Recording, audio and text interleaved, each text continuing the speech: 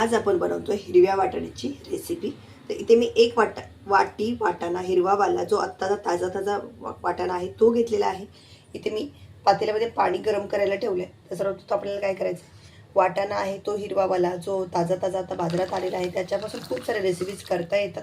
तर तो वाटाणा मी आता इथे काय केलाय, शिजायला घातलेला 7 ते 8 मिनिट आपल्याला हे वाटाणा मस्त असं शिजवून घ्यायचं। इथे मी अद्रकचा छोटासा तुकडा, 2 हिरव्या मिरच्या आणि लसणाच्या पाकळ्या, थोड्याफार लसणाच्या पाकळ्या त्या आपण मिक्सरला बारीक पेस्ट करून घेतोय।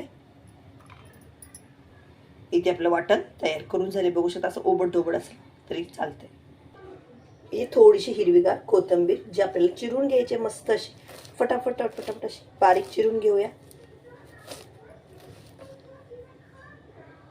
मस्त अशी कोथिंबीर चिरून घेतली। वाटण आपला शिजला गेलाय, तर आपण ह्याला खाली उतरून घेऊयात आणि यातलं पाणी काढून घ्यायचं आपल्याला।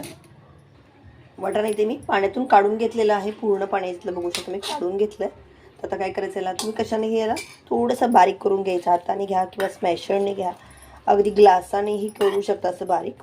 शिजला गेल्यामुळे लगेच हे असं बारीक होऊन येतं। थोडासा वाटाणा थोडा मोठा राहिला तरी हरकत नाही आहे, त्यामुळे हे असं करून घ्यायचं आपल्याला, थोडंसं ह्याला स्मॅश करून घ्यायचं।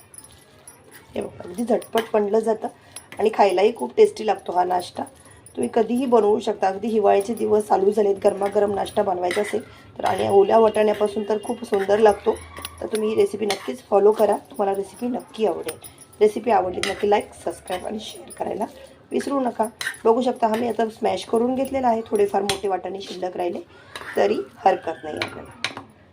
आता आपण याच्यामध्ये जे अद्रक, लसूण आणि हिरवी मिरची जी पेस्ट केलेली होती ती घालूयात तिखटासाठी आणि टेस्टसाठी ही बोलला तरी हरकत नाही। बघू शकता तुम्ही मिक्सरला बारीक करून घेऊ नका, जर असं ओबड-धोबड असेल तर त्याची खाताना टेस्ट आहे ती खूप सुंदर लागते, त्यामुळे मी असंच करून घ्या जसं सांगितलं आहे त्या पद्धतीनं। इथे घालतोय कोथिंबीर जी आपण बारीक चिरून घेतलेली होती ती। इथे आपण घालतो टेस्टनुसार गरम मसाला, तर मी इथे 1 चम्मच गरम मसाला वापरते, 3/4 चम्मच हळद, 2 चिमूटभर हिंग पावडर, मीठ घालते मी 1 चम्मच, तुम्ही तुमच्या टेस्टनुसार घालू। इथं सेंधव नंबर असतं ते वालं मी वापरते, जे आपण डेली यूजमध्ये वापरतो सफेदवालं, तेही तुम्ही वापरू शकता। अर्धा चम्मच लाल तिखट, जे आमचा हा घाटी मसाला मी वापरते, तुम्ही रेड चिली पावडरचाही वापर करू शकता। आपण पिठांचा वापर करतो इथे, इथं बेसन बघू शकता मी 1 चम्मच घेतलेला आहे, आणखी 1 चम्मच घेते, 2 चम्मच, 1 चम्मच तांदळाचं पीठ, त्याने कुरकुरीतपणा येतो यासाठी, आणि बाइंडिंगसाठी आपल्याला बेसन हवं असतं। तर इथे मी 2 चम्मच बेसन, 1 चम्मच तांदळाचं पीठ, ते मी 1 वाटी बारीक चिरलेला कांदा घालते, त्यामुळे काय होईल त्याला कुरकुरीतपणा असं येईल यासाठी। आता हे सर्व मिश्रणात आपल्याला काय करायचं, हाताने किंवा चम्मचच्या साहाय्याने मिक्स करून घेऊया एकदा। हे बघू शकता